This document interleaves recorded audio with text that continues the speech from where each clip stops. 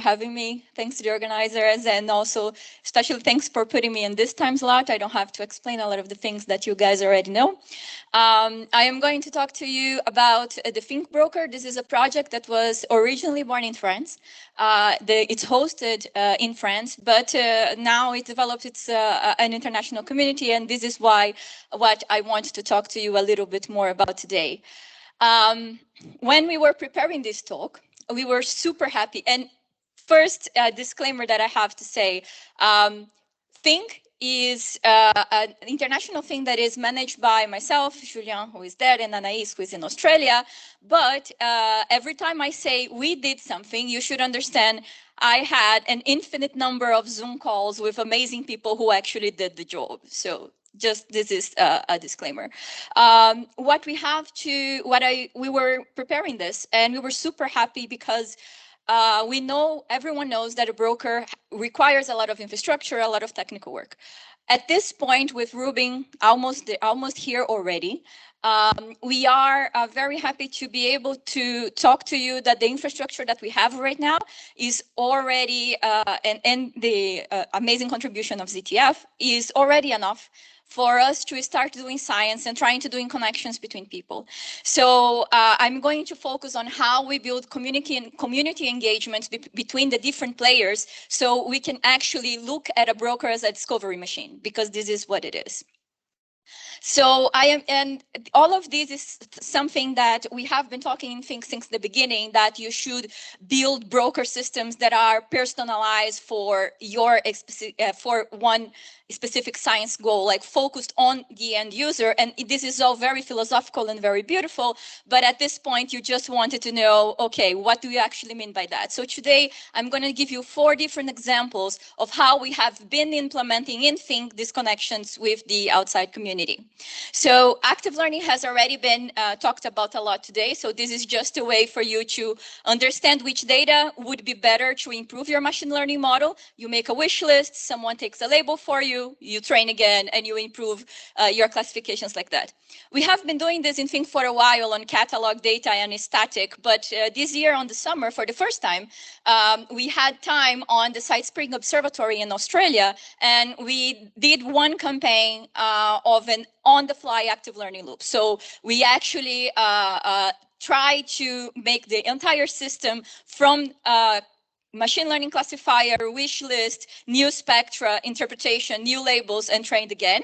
And this is just a few of the examples of the things that were target in this loop. But so this is a paper that is being written right now. You will see it eventually. But one of the interesting is that while we were doing this, the algorithm pointed to this thing, which we didn't know what it was. I have to also make a disclaimer that I am not a real astronomer in the observer sense. So this is, people look at that and they thought that it was interesting, and I was happy that they were interested on it. It's something that had like increase of 3 magnitudes in 2 days or something.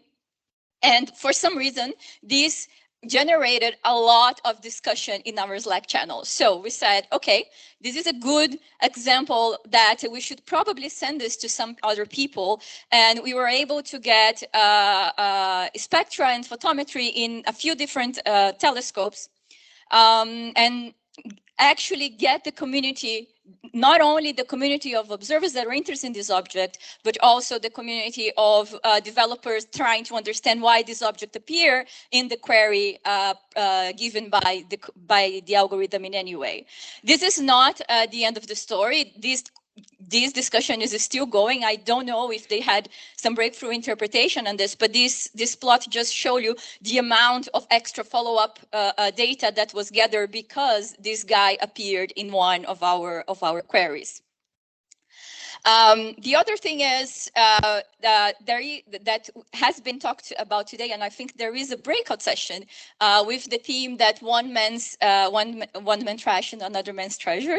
And this our solar system follow-up has a very good connection with that. Originally, we were searching for GRBs. So we have Romain Lemontinier, which is the PhD student who led this work, was supposed to search for GRBs, but for some reason, solar system objects start appearing a lot. So I said, well, okay, let's do something with this. There's probably some science to be done with solar system objects. So FinkFET is the result of this that identifies, make trajectories and predictions about trajectories of solar system objects. We took this opportunity to target the follow-up community. We got two follow-up campaigns in 2022. This is described in this paper if you wanna take a look. And we found one known asteroid that was already there. It was our first try, so this was super nice.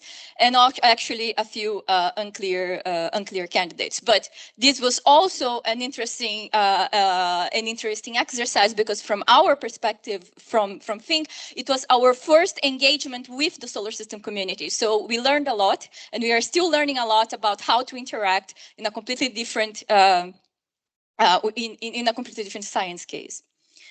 The third thing is you already heard from Sarah a little bit yesterday.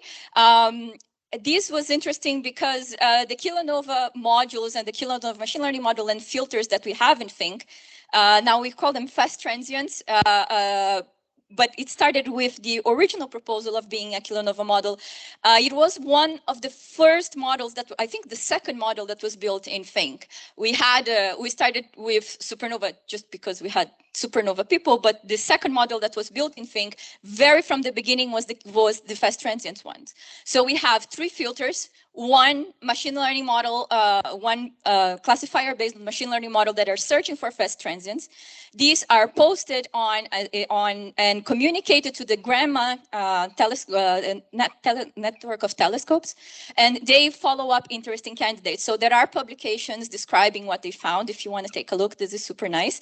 And another very interesting thing that Sarah also mentioned is that there's the kilonova catcher, which is a group of amateur astronomers that are also following up Fink candidates. And for these people, we send them on Friday because on the weekend it's more likely that they will follow up the candidates. But this is a super interesting way of actually engaging with still another community and trying to actually make the exercise of getting science out of the data that we have. And my last example is about the anomaly detection module that you also heard yesterday in a lightning talk from Maria. We started very simple. Our first idea of this module was just an isolation forest model. We started with extragalactic experts, again, because these are the people that we had at the moment. The first night that we run the anomaly detection model, it popped up that thing, which I am not a specialist, but I understand that it's an interesting variable. And again, we said, okay, let's try to see how we can contact in order to get more understanding about this guy, because the anomaly score was absurdly high, and we show it up to a few people, and they were super interested on this. So we get photometry and spectra in South Africa, Russia, Spain, Italy. So this was a very interesting, the logistic exercise of contacting all this, getting these people to provide data and actually build the entire from alert to science pipeline was super interesting, and we are working on that. This also served as inspiration for our anomaly detection module that we actually heard about yesterday. So the same way that you can do active learning for classification, you can do active learning for anomaly detection. The core algorithm is very different, but the philosophy is the same. Every time that you have a high anomaly score object, you send that to a person and you ask this person, is this interesting to you? Because 70% of the cases, it will be non-interesting. It will be a CCD glitch, someone that passes in front of the telescope, or something that you don't want to, it's not scientifically interesting. So if a person tells you that, yes, this is interesting for me, you put that information back into the system and retrain your anomaly detection model. So At the next night, it will bit by bit update the model according to your definition of an anomaly. And then we come with a very data storage problem, because each person will have a different definition of what is an anomaly. And the second thing is, the expert who are going to do the science in the end has zero obligation of knowing what is behind the system. So what Maria mentioned in the end of her talk is that we have, you can scan this QR code. You are going to be sent to a Telegram chat. Be very, at the end of each night, we show the 10 most anomalous objects of that night. So after the end of the night, the anomaly detection model goes through everything. And then how do we collect the reactions of the people? So it's Telegram, so you can put thumbs up, thumbs down. So if you put thumbs up or thumbs down, in the end of the night, this information is used to retrain the model. And on the next night, you will try to see your object, the classifier giving you the anomaly detection, giving you things more similar to what you would expect. So you can, the paper will be written very soon, but for now you can scan the QR code and actually provide reactions, and this is already being counted. In the future, we want each individual user to have their definition of what an anomaly is, and then you will have your Telegram bot that will identify exactly what you think is important.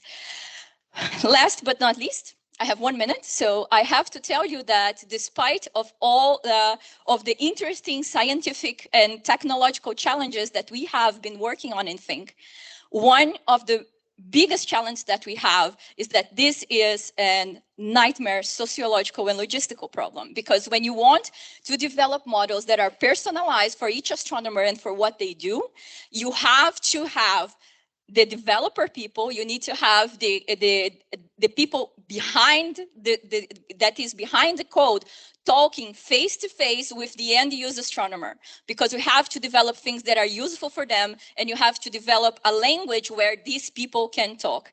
Because of that, we have been hosting Fink meetings. These are small meetings, not more than 20 something people at a time, in order to make those connections. So we had 2 in France, 1 in Switzerland. In May last year, we were in Australia. And in May in 2023, we were in Australia. And in May 2024, we are going to Rio. And as a Brazilian, I would be more than happy to host you there. So if you are interested in any of this, please talk to us. And these are links if you want to know more. Thank you very much.